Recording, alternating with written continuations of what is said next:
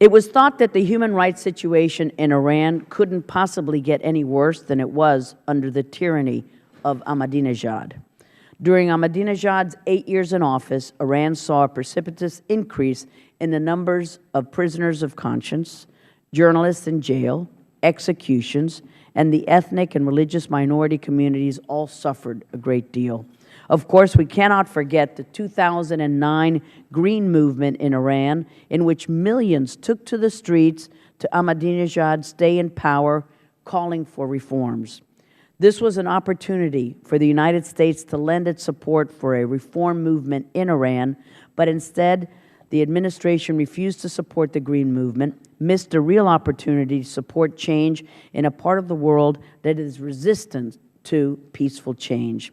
It is, unfortunately, a mistake we have seen with this administration too often, and we are seeking the results of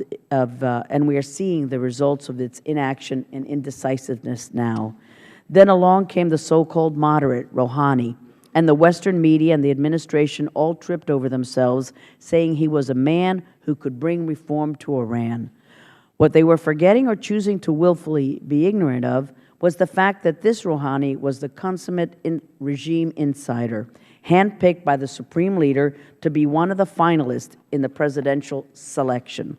It bears reminding everyone that no policy, domestic or foreign, gets enacted in Iran without Khamenei's say-so, and that includes the Iranian regime's sanctioned human rights violations.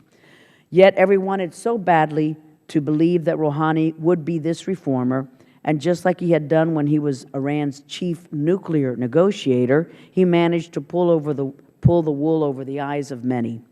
But what we have seen so far in the 1 year since Rouhani won the June 14th, 2013 selection, and I call it a selection because the people of Iran were given a false choice of selecting one of Khamenei's handpicked choices. Well, according to the most objective analysis, the human rights situation in Iran has not gotten better, and in many areas it has decreased, gotten worse. There have been over 670 executions under Rouhani, and over 900 political prisoners remain in jail.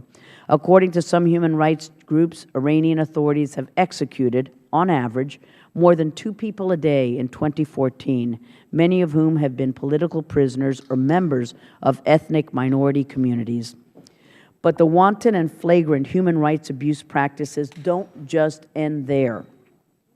In Rouhani's Iran, the regime continues to stifle free speech, freedom of the press, right to assembly, jailing bloggers and social media users, and shutting down media organizations and jailing journalists.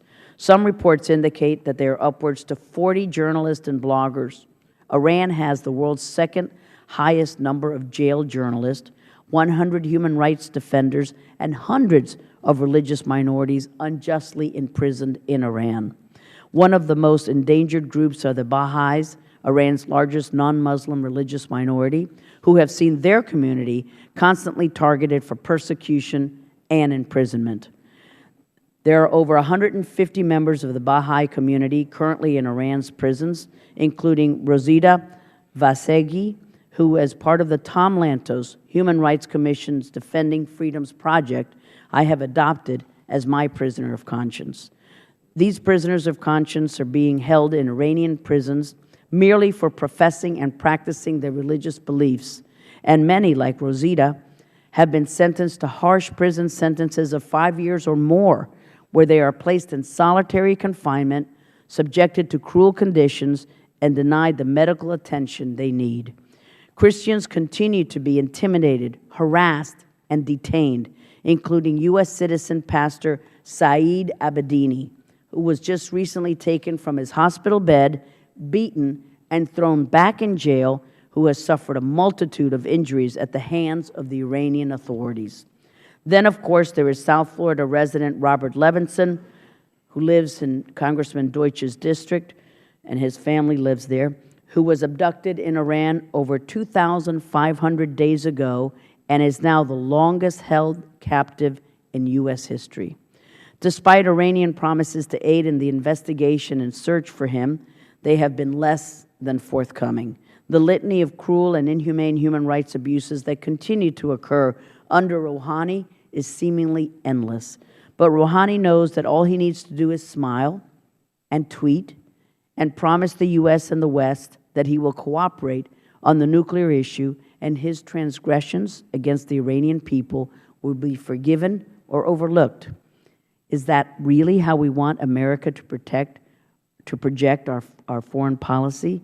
It's way past time for the administration to stand up to these thugs and to stand up for the people who cannot stand up for themselves. If we won't do it, who will? I'm pleased to yield to the ranking member, my good friend, Mr. Deutsch of Florida.